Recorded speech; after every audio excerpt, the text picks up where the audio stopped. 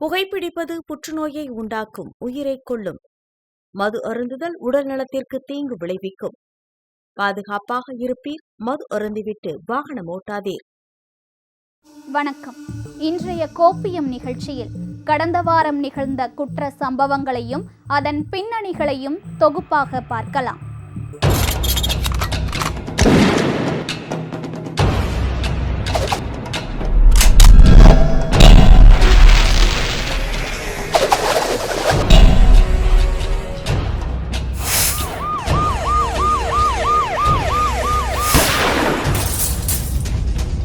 கோப்பியம், உண்மையும் பின்னணியும். திருப்பத்தூர் தனியார் பள்ளி மாணவன் மர்ம மரணம். புதுக்கோட்டை மாவட்டத்தில் இளம் பெண்ணுக்கு மாணவன் பாலியல் தொல்லை. தாம்பரம் அருகே கஞ்சா போதையில் தாக்குதலுக்கு உள்ளான சிறுவன். இது போன்ற குற்ற நிகழ்வுகளில் காவல்துறையின் நடவடிக்கைதான் என்ன? குற்றவாளிகள் பிடிபட்டனரா? என்ன நடந்தது என்பது குறித்து இப்போது பார்ப்போம். திருப்பத்தூரில் தனியார் பள்ளியில் 11ஆம் வகுப்பு படித்த மாணவன் கிணற்றில் பிணமாக மீட்கப்பட்ட சம்பவம் அங்கு பதற்றத்தை ஏற்படுத்தியிருக்கிறது. திருப்பத்தூர் மாவட்டம் கொத்தூர் என்ற கிராமத்தை சேர்ந்தவர் சின்னத்தம்பி. இவரது மகன் முகிலன் திருப்பத்தூரில் அரசு உதவி பெறும் தனியார் பள்ளியில் 11ஆம் வகுப்பு படித்து வந்தார். விடுதியில் தங்கி படித்த மாணவன் முகிலனை 3 நாட்களாக காணவில்லை என பள்ளி நிர்வாகம் கூறியிருக்கிறது. இதன் அடிப்படையில் பெற்றோர் திருப்பத்தூர் போலீசாரிடம் புகார் அளித்திருந்தனர். இந்த நிலையில் பள்ளி வளாகத்தில் மூடப்பட்டு இருந்த கிணற்றிலிருந்து மாணவன் முகிலன் சடலமாக மீட்கப்பட்டான். மாணவனின் மரணத்தில் மர்மம் இருப்பதாக கூறி பெற்றோர்கள் போராட்டம் நடத்தினர். இதனையடுத்து போலீசார் இதுகுறித்து விசாரணை நடத்தி வருகின்றனர். திருப்பத்தூரில் வக்பு வாரிய சொத்துக்களை பள்ளிவாசல் முத்தவள்ளிகள் கையாடல் செய்துள்ளதாக மத்திய அமைச்சர்களிடம் national people form of India சார்பில் புகார் அளிக்கப்பட்டுள்ளது. திருப்பத்தூர் மாவட்டத்தில் உள்ள வக்பு வாரிய சொத்துக்களை தனிநபர்கள் சிலர் கையாடல் செய்ததாக கூறப்படுகிறது. இதுகுறித்து மத்திய உள்துறை அமைச்சர் அமித்ஷா உள்ளிட்டோரிடம் புகார் அளிக்க national people form of India சார்பில் புகார் அளிக்கப்பட உள்ளது. முன்னதாக செய்தியாளர்களை சந்தித்த national people form of India அமைப்பின் தலைவர் ராஷ்மீர் உமி இதனை கண்டித்து டெல்லியில் போராட்டம் நடத்த உள்ளதாகவும் கூறினார். வக்பு வாரிய சொத்து பல கோடிக்கு கையாடல் செய்த பல பள்ளிவாசல் முத்தவள்ளிகளை பற்றி தான் இந்த ஒரு செய்தியாளர்கள் சந்திப்பு. தமிழ்நாட்டில் திருப்பத்தூரில் பல பள்ளிகள், பல மசூதிகள், கிட்டத்தட்ட கோடிக்கணக்கில் வக்பு வாரிய நிலத்தை அந்த தனிப்பட்ட நபர்களே கையாடல் செய்திருக்கின்றார்கள். தாம்பரம் அருகே சிறுவன் மீது தாக்குதல் நடத்திய நபர்களை கைது செய்ய கோரி பொதுமக்கள் சாலை மறியல் போராட்டம் நடத்தினர். தாம்பரம் அடுத்துள்ள ஆரம்பாக்கம் பகுதியைச் சேர்ந்தவர் ராஜேஷ். இவரது 10 வயது மகன் அந்த பகுதியில் உள்ள கடைக்கு செல்லும் போது கஞ்சா போதையில் இருந்த பாலாஜி என்ற இளைஞர் தாக்குதல் நடத்தியதாக தெரிகிறது. இது குறித்து அப்பகுதி மக்கள் மணிமங்கலம் காவல் நிலையத்தில் புகார் அளித்துள்ளனர். ஆனால் போலீசார் நடவடிக்கை எடுக்கவில்லை என கூறப்படுகிறது. இந்த நிலையில் போலீசாருக்கு பொதுமக்கள் கண்டனம் தெரிவித்தனர். சீர்காழி அருகே புதுப்பட்டினம் கிராமத்தை சேர்ந்தவர் வாசு. கடந்த 2012ஆம் ஆண்டு இவரது உடல் பழையாறு கடற்கரையில் கரை ஒதுங்கியது. இந்த வழக்கில் முன்விரோதம் காரணமாக பழையாறு கிராமத்தை சேர்ந்த மாரியப்பன், கணேசன், கோவிந்தராஜன் ஆகிய 3 பேர் கைது செய்யப்பட்டனர். இது தொடர்பான வழக்கு மயிலாடுதுறை மாவட்ட அமர்வு நீதிமன்றத்தில் 13 ஆண்டுகள் நடைபெற்று வந்த நிலையில் போதிய ஆதாரங்கள் இல்லாததால் 3 பேரையும் விடுதலை செய்து நீதிமன்றம் உத்தரவிட்டுள்ளது. காவல்துறையினரின் புலன் விசாரணை சரியாக நடைபெறாததே தாமதமான நீதிக்கு காரணம் என விடுதலையானவர்களின் தரப்பு வழக்கறிஞர் தெரிவித்துள்ளார். புதுப்பட்டினம் காவல் நிலையத்தில் பதிவு செய்யப்பட்ட ஒரு கொலை வழக்கு 13 வருஷம் கழிச்சு இன்னைக்கு தீர்ப்பாயிருக்கு. அதில் சம்பந்தப்பட்ட எதிரிகள் விடுதலை செய்யப்பட்டிருக்காங்க. இதில் நீதி மிக தாமதமாக கிடைக்கப்பட்டிருக்கு. இந்த கொலை வழக்கில் சந்தேகப்பட்டு கைது செய்யப்பட்ட எதிரிகள் 3 அப்பாவிகள். ஆனால் காவல்துறை சரியாக புலன் விசாரணை செய்யாமல் அவங்கள எதிரிகளாக தீர்மானித்து சிறைப்படுத்தியிருக்காங்க. அதுக்கு பிறகு இந்த வழக்கு நாகப்பட்டினம் அமர்வு நீதிமன்றத்தில் நடந்துச்சு. வாணியம்பாடி ஆம்பூர்பேட்டை பகுதியைச் சேர்ந்தவர் ஜாய்சி. இவர் வீட்டில் தனியாக இருப்பதை நோட்டமிட்ட நபர் ஒருவர் வீட்டிற்குள் நுழைந்துள்ளார். அப்போது ஜாய்சியை தவிர யாரும் இல்லாததை அறிந்த அவர் கத்தியை காட்டி மிரட்டி நகையை கேட்டுள்ளார். ஆனால் அவர் தர மறுக்கவே கத்தியால் உடல் பகுதியில் தாக்கிவிட்டு அங்கிருந்து தப்பி சென்றார். இது தொடர்பான சிசிடிவி காட்சிகளை கைப்பற்றியுள்ள போலீசார் கொள்ளையனை தேடி வருகின்றனர். சென்னை பூந்தமல்லியில் கஞ்சா விற்பனை குறித்த தகவலை அடுத்து காவல்துறையினர் ரோந்து பணியில் ஈடுபட்டனர். அப்போது அங்கு உள்ள அம்பேத்கர் சிலை அருகே சந்தேகத்திற்குரிய வகையில் நின்றவரை காவல்துறையினர் சோதனையிட்டனர். அவர் வைத்திருந்த பையில் 10 கிலோ கஞ்சா இருந்ததை அடுத்து அவரை கைது செய்த போலீசார் கஞ்சாவை பறிமுதல் செய்தனர். விசாரணையில் அவர் பெங்களூருவை சேர்ந்த சிவசங்கர் என்பதும் பூந்தமல்லி சுற்றுவட்டார பகுதிகளில் கஞ்சா விற்பனை செய்ய திட்டமிட்டிருந்ததும் தெரியவந்தது. நாமக்கல் மாவட்டம் மங்களபுரம் அருகே வேப்பன்கவுண்டன் புதூர் பகுதியைச் சேர்ந்த கோவிந்தராஜ் என்பவர் தனது மனைவி மற்றும் 4 குழந்தைகளுடன் வசித்து வந்தார். இவர் வீடு கட்டுவதற்காக கடன் வாங்கிய நிலையில் அதனை அடைக்க முடியாமல் மிகவும் சிரமப்பட்டு வந்தார். இதனால் தற்கொலை முடிவுக்கு வந்த கோவிந்தராஜ் தனது மனைவி பாரதி மற்றும் மகன் அனீஸ்வரனை தனி அறையில் பூட்டிவிட்டு தனது மகள்கள் பிரதீக்ஷா, ரித்திகா, தேவஸ்ரீ ஆகியோரை கத்தியால் கழுத்தை அறுத்து கொலை செய்துள்ளார். மேலும் அவர் பூச்சி மருந்து அருந்தி தற்கொலையும் செய்துள்ளார். புதுக்கோட்டை அடுத்த அன்னசத்திரம் ஜேஎன் நகரை சேர்ந்தவர் கதிரேசன். இவர் தனது குடும்பத்தினருடன் பெங்களூரு சென்றுவிட்டு புதுக்கோட்டை திரும்பியுள்ளார். அப்போது வீட்டின் பூட்டு உடைந்திருப்பதைக் கண்டு அதிர்ச்சியடைந்து உள்ளே சென்று பார்த்தபோது பீரோவில் வைத்திருந்த 89 சவரன் தங்க நகை மற்றும் 1 கிலோ மதிப்பிலான வெள்ளிப் பொருட்கள் காணாமல் போனது குறித்து போலீசாரிடம் கதிரேசன் தகவல் தெரிவித்தார். சம்பவ இடத்திற்கு சென்ற மாவட்ட காவல் கண்காணிப்பாளர் அபிஷேக் குப்தா தலைமையிலான போலீசார் தடயவியல் நிபுணர்களுடன் சோதனை மேற்கொண்டனர். மேலும் கொள்ளையர்களை போலீசார் தீவிரமாக தேடி வருகின்றனர். கதவை பாப்பா திறக்கும் பார்த்தாங்க, வெறும் பூட்டு மட்டும் தான் மாட்டி இருந்துச்சு. வெறும் பூட்டு மட்டும் தான் மாட்டிருக்கு அப்படின்னு சொல்லிட்டு பாப்பா சொல்லணும், என்னடா அப்படின்னு சொல்லிட்டு அப்புறம் இறங்கி நீ நவரு பாப்பான்னு சொல்லிட்டு நான் தான் ஓடி வந்து இந்த ஸ்க்ரீனை இழுத்துட்டு பார்க்கும்போது இந்த ரைட் ஹேண்ட் சைடு டோர் மட்டும் அவங்க உடச்சி ஓப்பன் பண்ணி உள்ளே போயிருக்காங்க. உடச்சி ஓப்பன் பண்ணி உள்ளே போய் லெஃப்ட் ஹேண்ட் சைடில் ஒரு பீரோல் இருக்குது, ரூமில் ஒரு பீரோல் இருக்குது. அந்த 2 பீரோலையுமே உடச்சி 2 பீரோலில் உள்ள திங்ஸையும் ஃபுல்லாக எடுத்துருக்காங்க. இந்த பீரோவில் அதிகமான திங்ஸ் கிடையாது. அந்த ரூமில் வந்து பார்த்தாக்கா நம்மளுக்கு டோட்டலாக 150 பவுனுக்கான உள்ளே இருந்துச்சு. சொன்னாங்க 150 பவுன் வந்து நமக்கு உள்ளே இருந்தது. அது இல்லாமல் 1 கிலோ வெள்ளி வந்து பார்த்தாக்கா நம்ம குத்து விளக்கு, குங்கும சிம்மு, அதுக்கப்புறம் வந்து பார்த்திங்க அப்படின்னா இந்த பிள்ளைங்களுக்கு 2 பொண்ணுங்க இருக்குது அவங்களுக்கு, அதுக்கு சேர்த்து வச்ச பொருளுங்க எல்லாமே மொத்தமாக எல்லாமே எடுத்துகிட்டு போயிட்டாங்க. கடலூர் மாவட்டம் புது பிள்ளையார்குப்பம் பகுதியைச் சேர்ந்த மருத்துவர் ராஜா என்பவரின் வீட்டில் கடந்த ஜூலை மாதம் 150 சவரன் தங்க நகைகளை மர்ம நபர்கள் திருடிச் சென்றனர். இந்த சம்பவம் தொடர்பாக போலீசார் வழக்கு பதிவு செய்து மர்ம நபர்களை தேடி வந்தனர். இந்த நிலையில் சாத்திப்பட்டு அருகே போலீசார் வாகன சோதனையில் ஈடுபட்டிருந்த போது அந்த வழியாக வந்த காரை மடக்கி சோதனை செய்தனர். அப்போது காரில் இருந்த 5 பேர் தப்பி ஓட முயன்றதால் அவர்களை பிடித்து போலீசார் விசாரணை நடத்தியதில் அவர்கள் மருத்துவர் வீட்டில் நகைகளை திருடிய கும்பல் என்பது தெரிய வந்தது. இவர்கள் திருடப்பட்ட நகைகளை உருக்கி விற்பனை செய்ய சென்றதும் கண்டுபிடிக்கப்பட்டது. இதையடுத்து 5 பேரையும் கைது செய்த போலீசார் 93 சவரன் நகைகளை பறிமுதல் செய்தனர். அந்த 5 நபர்களிடம் சோதனையிடும் பொழுது இந்த 750 கிராம் தங்க பார்கள் வந்து அவங்களிடம் இருந்தது. அது வந்து பார்த்தோம்னா 94 சவரன் நகைகள். ஸோ அவங்க யாருன்னா உங்களுக்கு கொடுத்துருக்கு சுரேஷ், தினேஷ்குமார், ஜெகதீசன், முருகன், அசோக். இவங்கெல்லாம் வந்து வெள்ளூர் மற்றும் தர்மபுரி, சேலம் மாவட்டத்தை சார்ந்தவர்கள். இவர்களிடமிருந்து இந்த நகைகள் வந்து பறிமுதல் செய்திருக்கிறோம். அதுபோல் வந்து இந்த காரையும் பறிமுதல் செய்திருக்கிறோம். இவர்களும் வந்து இந்த மருத்துவர் வீட்டில் வந்து குற்றத்தை செய்ததை ஒப்புதல் அளித்திருக்கிறார்கள்.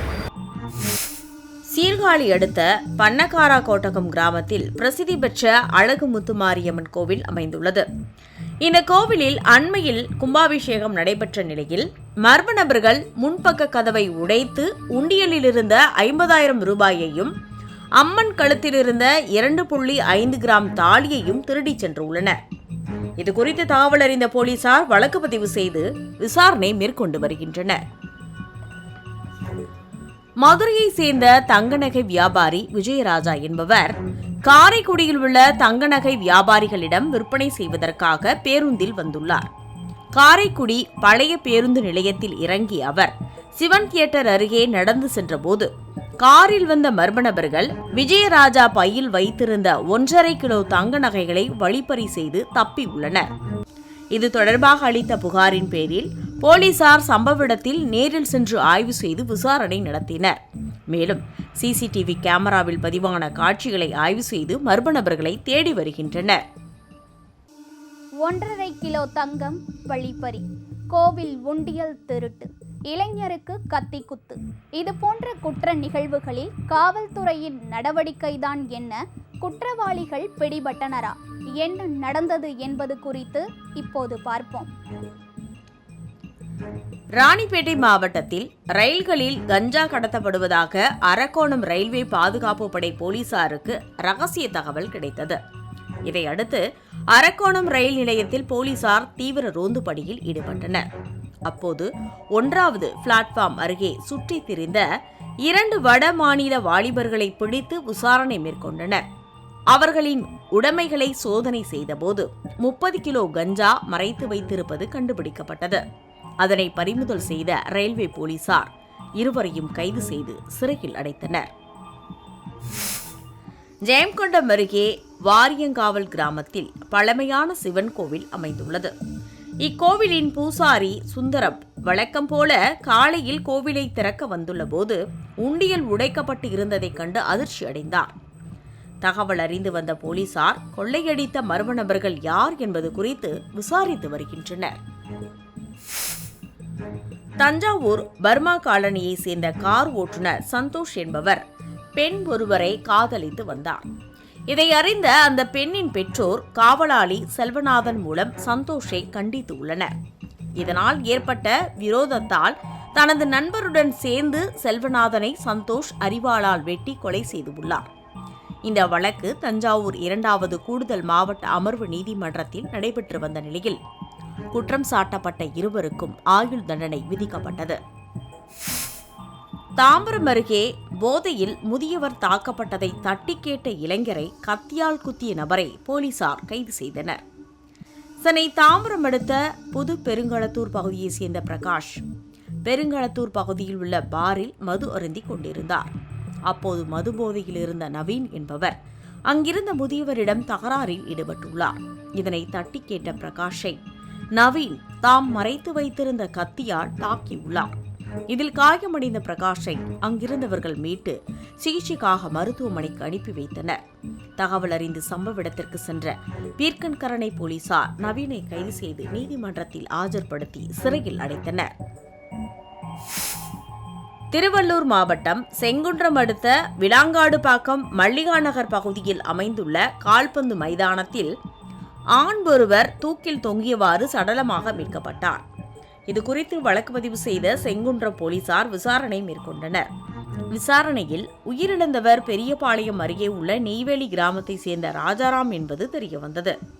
மேலும் மலிமா நகர் பகுதியைச் சேர்ந்த சந்தோஷ்குமார் மற்றும் புழலை சேர்ந்த இளம்பருதி ஆகியோர் ராஜாராமை கொலை செய்தது விசாரணையில் அம்பலமானது.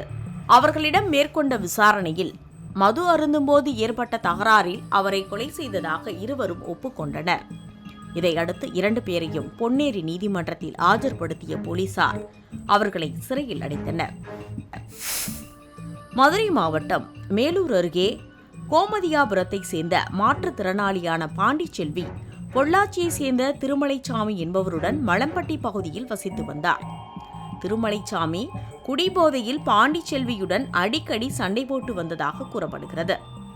இந்த நிலையில் பாண்டிச்செல்வி மர்மமான முறையில் வீட்டில் இறந்து கிடப்பதாக போலீசாருக்கு தகவல் கிடைத்தது. வாய்ப்பகுதி மற்றும் தலையில் காயத்துடன் கிடந்த உடலை போலீசார் கைப்பற்றி பிரேத பரிசோதனைக்காக மருத்துவமனைக்கு அனுப்பி வைத்தனர். இது தொடர்பாக திருமலைச்சாமியிடம் போலீசார் விசாரணை நடத்தியுள்ளனர். திருத்தணி அருகே இருசக்கர வாகனத்தில் மது பாட்டில்களை கடத்திய 2 பேரை போலீசார் கைது செய்தனர். திருத்தணி அருகே கேஜி கண்டிகை பகுதியில் போலீசார் ரோந்து பணியில் ஈடுபட்டு இருந்தனர். அப்போது கேஜி கண்டிகையில் உள்ள டாஸ்மாக் மதுக்கடையில் இருந்து மது வாங்கிக் கொண்டு இருசக்கர வாகனத்தில் வந்த நபர்களை மடக்கி சோதனையிட்டதில் 100 மது பாட்டில்களை கடத்தி செல்வது உறுதிப்படுத்தப்பட்டது.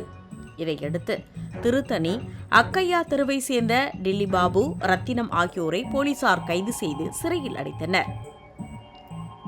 11 வயது சிறுமியை சீரழித்த நபருக்கு 5 ஆண்டுகள் சிறை. ரவுடி கொலை, 2 மாணவர்கள் சரண். நண்பனின் மகளை கர்ப்பமாக்கிய கூலி தொழிலாளி கைது. இதுபோன்ற குற்ற நிகழ்வுகளில் காவல்துறையின் நடவடிக்கைதான் என்ன? குற்றவாளிகள் பிடிபட்டனரா? என்ன நடந்தது என்பது குறித்து இப்போது பார்ப்போம். 11 வயது சிறுமியை பாலியல் வன்கொடுமை செய்த நபருக்கு 5 ஆண்டுகள் சிறை தண்டனை விதித்து திருவள்ளூர் போக்சோ சிறப்பு நீதிமன்றம் தீர்ப்பளித்துள்ளது. சென்னை அம்பத்தூர் எஸ்டேட் காஞ்சனகுப்பம் கண்ணியப்பன் கோவில் தெருவில் வசிக்கும் செந்தில் என்பவர் கடந்த 2022ஆம் ஆண்டு அதே பகுதியில் வசிக்கும் 11 வயது பள்ளி சிறுமியை பாலியல் வன்கொடுமை செய்துள்ளார். இதுகுறித்து சிறுமியின் பெற்றோர்கள் அளித்த புகாரின் பேரில் போலீசார் செந்திலை போக்சோ சட்டத்தின் கீழ் வழக்கு பதிவு செய்து கைது செய்தனர். இந்த வழக்கு விசாரணை திருவள்ளூர் மாவட்ட போக்சோ சிறப்பு நீதிமன்றத்தில் நடைபெற்று வந்தது. இந்த நிலையில் இந்த வழக்கை விசாரித்த நீதிபதி உமா மகேஸ்வரி செந்திலுக்கு 5 ஆண்டு சிறை தண்டனை மற்றும் 5000 ரூபாய் அபராதம் விதித்து தீர்ப்பு வழங்கினார். சென்னை விமான நிலையம் எதிரே உள்ள மேம்பாலத்திலிருந்து குதித்து ஐடி ஊழியர் தற்கொலை செய்து கொண்டுள்ளார். தாம்பரத்தை அடுத்த குரோம்பேட்டை சாந்தி நகர் பகுதியைச் சேர்ந்தவர் பாலாஜி. மகாராஷ்டிரா மாநிலத்தை சேர்ந்த இவர் சென்னையில் உள்ள பிரபல ஐடி நிறுவனத்தில் பணியாற்றி வந்தார். இந்த நிலையில் வழக்கம் போல வீட்டிலிருந்து இருசக்கர வாகனத்தில் வேலைக்கு சென்று கொண்டிருந்தார். சென்னை சர்வதேச விமான நிலையம் அருகே ஜிஎஸ்டி சாலை வந்தபோது திடீரென தனது இருசக்கர வாகனத்தை நிறுத்திய அவர் மேம்பாலத்திலிருந்து கீழே குதித்து தற்கொலை செய்து கொண்டார். அவர் பணிச்சுமை காரணமாக தற்கொலை செய்து கொண்டாரா அல்லது வேறு ஏதேனும் காரணமா என்பது குறித்து போலீசார் விசாரணை செய்து வருகின்றனர். திருப்பூரில் வரதட்சணை கொடுமையால் தற்கொலை செய்து கொண்ட பிரீத்தியின் கணவர், மாமியார் மற்றும் மாமனார் என 3 பேர் கைது செய்யப்பட்டுள்ளனர். வரதட்சணை கொடுமையால் தற்கொலை செய்து கொண்ட பிரீத்தியின் உடற்கூறாய்வு முடிந்த பின்னரும் உடலை வாங்க மறுத்த உறவினர்கள் போராட்டத்தில் ஈடுபட்டனர்.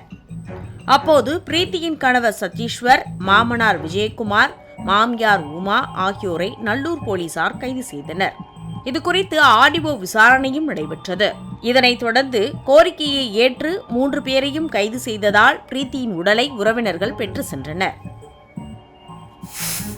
சத்தீஸ்கர் மாநிலத்தில் கடத்தப்பட்ட குழந்தை கும்பகோணத்தில் மீட்கப்பட்டுள்ளது. சத்தீஸ்கர் மாநிலத்தை சேர்ந்த சோனு மாணிக்புரி என்பவர் வெளியூர் செல்வதற்காக கடந்த 26ஆம் தேதி தனது குடும்பத்தினருடன் துர்க் ரயில் நிலையம் சென்றுள்ளார். அங்கு ரயில் நிலையத்திலேயே குடும்பத்தினருடன் படுத்து தூங்கியுள்ளார். காலை எழுந்து பார்த்தபோது அவர்களது 18 மாத குழந்தையான கார்த்திக் காணாமல் போனது தெரிய வந்தது. இதுகுறித்து சோனு துர்க் ஜிஆர்பி புறக்காவல் நிலையத்தில் புகார் அளித்தார். புகாரின் பேரில் வழக்கு பதிவு செய்த போலீசார் குழந்தையை தேடி வந்தனர். இந்நிலையில் தஞ்சாவூர் மாவட்டம் திருவிடைமருதூர் பகுதியை சேர்ந்த ஆறுமுகம் என்பவர் குழந்தையை கடத்திச் சென்றது தெரிய வந்தது. இதையடுத்து தஞ்சாவூர் வந்த சத்தீஸ்கர் போலீசார் உள்ளூர் காவல்துறையினர் உதவியுடன் ஆறுமுகத்தை கைது செய்தனர். மேலும் குழந்தையை மீட்டு அவரது குடும்பத்தினரிடம் ஒப்படைத்தனர். வேலூர் அருகே நண்பரின் 15 வயது மகளை கர்ப்பமாக்கிய கூலி தொழிலாளி போக்சோ சட்டத்தின் கீழ் கைது செய்யப்பட்டுள்ளார். பேரணாம்பட்டு அடுத்த கோக்கலூர் பகுதியை சேர்ந்தவர் ராஜா. கூலி தொழிலாளியான இவர் அதே பகுதியை சேர்ந்த நண்பரின் 15 வயது மகளை காதலிப்பதாக கூறி பலாத்காரம் செய்துள்ளார். இதனை அறிந்த சிறுமியின் பெற்றோர் காவல் நிலையத்தில் புகார் அளித்தனர். இதையடுத்து குடியாத்தம் போலீசார் ராஜாவை போக்சோ சட்டத்தின் கீழ் கைது செய்து சிறையில் அடைத்தனர். ரயில்களில் பொதுமக்களுக்கு அச்சுறுத்தல் ஏற்படுத்தும் வகையில் செயல்படும் மாணவர்கள் மீது கண்டிப்பாக நடவடிக்கை எடுக்கப்படும் என ரயில்வே டிஜிபி வன்னிய பெருமாள் தெரிவித்துள்ளார். பாதுகாப்பான ரயில் பயணம் குறித்து சென்னை மாநில கல்லூரி மாணவர்களுக்கு விழிப்புணர்வு நிகழ்ச்சி நடத்தப்பட்டது. இதில் சிறப்பு விருந்தினராக வன்னிய பெருமாள் கலந்து கொண்டு மாணவர்களுக்கு பல்வேறு அறிவுரைகளை வழங்கினார். பின்னர் செய்தியாளர்களிடம் பேசிய அவர், கடந்த 8 மாதங்களாக ரயில்களில் மாணவர்களின் அட்ராசிட்டி சம்பவங்கள் குறைந்துள்ளதாக தெரிவித்தார். பெருங்குடி ரயில் நிலையத்தில் பெண்ணிடம் நகைப்பறிப்பு சம்பவம் நடைபெற்றதற்கு பின்னர் ரயில் நிலையங்களில் கூடுதல் கண்காணிப்பு போடப்பட்டுள்ளதாகவும் வன்னிய பெருமாள் கூறினார். இரவு நேரத்தில் எங்கே இருந்தாலும் சரி, ஆர்பிஎஃப் நானும் சேர்ந்து ஒரு கம்பார்ட்மெண்ட்டுக்கு ஒரு பிசி அனுப்புகிறோம். அட்வான்ஸ் இன்டிமேஷன் கொடுக்குறோம். உள்ளே போய் அவேர்னஸ் பண்ணுறோம். அலாம் பட்டன் இன்ஸ்டால் பண்ணுறோம். சிசிடிவிங்கிறது எங்களுக்கு கிடைச்சிடறோம். மிகப்பெரிய வரப்பிரசாதம். சிசிடிவி யாருமே தப்ப முடியாது அப்படின்னு சொல்லி இப்போ காவல்துறை தலைமை இயக்குனர் அந்த சிசிடிவியை எக்ஸ்டெண்ட் பண்ணணும் அப்படின்னு நாங்கள் ஒரு கலந்தாய்வு கூட்டம் போட்டு ரயில்வே துறை ஒத்துக்கிட்டு அந்த வேலையை நடந்துக்கிட்டு. நாமக்கல்லில் செயினை பறித்துவிட்டு காரில் தப்பிச் சென்ற நபரை கரூர் மாவட்டம் பசுபதிபாளையம் அருகே போலீசார் சுற்றி வளைத்து கைது செய்த வீடியோ வெளியாகியுள்ளது. நாமக்கல் மாவட்டம் மோகனூரை அடுத்த வளையப்பட்டி காவல் நிலையத்திற்கு உட்பட்ட பகுதியில் செயின் பறிப்பில் ஈடுபட்ட நபர் தனது காரில் அங்கிருந்து தப்பித்துள்ளார். இதுகுறித்து மோகனூர் காவல் நிலைய ஆய்வாளர் கரூர் மாவட்ட காவல் கட்டுப்பாட்டு அறைக்கு தகவல் தெரிவித்துள்ளார். இதனைத் தொடர்ந்து பசுபதிபாளையம் காவல் நிலைய ஆய்வாளர் மற்றும் பசுபதிபாளையம் போக்குவரத்து ஆய்வாளர்களுக்கும் தகவல் தெரிவிக்கப்பட்டது. கரூர் திருச்சி தேசிய நெடுஞ்சாலையில் காந்தி கிராமம் அருகே வந்தபோது போக்குவரத்து ஆய்வாளர் தடுப்புகள் அமைத்து காரை நிறுத்தினார். பின்னர் காரில் இருந்த திருச்சியை சேர்ந்த வெங்கடராமன் என்பவரை கைது செய்து அவரிடமிருந்த நகையை மீட்டனர். சிறையில் இருந்து வெளியே வந்த பின்னரும் தொடர்ந்து போதைப் பொருட்களை சட்டவிரோதமாக விற்பனை செய்பவர்கள் மீது கடுமையான நடவடிக்கை எடுக்கப்படும் என பள்ளிக்கரணை காவல் துணை ஆணையர் கார்த்திகேயன் எச்சரிக்கை விடுத்துள்ளார். சேலையூர், பள்ளிக்கரணை, மறைமலை நகர், செம்மஞ்சேரி உள்ளிட்ட பகுதிகளில் உள்ள கடைகளில் உணவு பாதுகாப்புத்துறை அதிகாரிகள் அதிரடி சோதனை நடத்தினர். இதில் 240 கிலோ குட்கா, பான் மசாலா உள்ளிட்ட தடை செய்யப்பட்ட குட்கா பொருட்கள் பறிமுதல் செய்யப்பட்டன. இது தொடர்பாக 40 கடைகளின் உரிமையாளர்கள் கைது செய்யப்பட்டனர். இதுகுறித்து செய்தியாளர்களை சந்தித்த துணை ஆணையர் கார்த்திகேயன், கைது செய்யப்பட்டவர்களுக்கு 25,000 ரூபாய் அபராதம் விதிக்கப்பட்டு சிறையில் அடைக்கப்பட்டுள்ளதாக தெரிவித்தார்.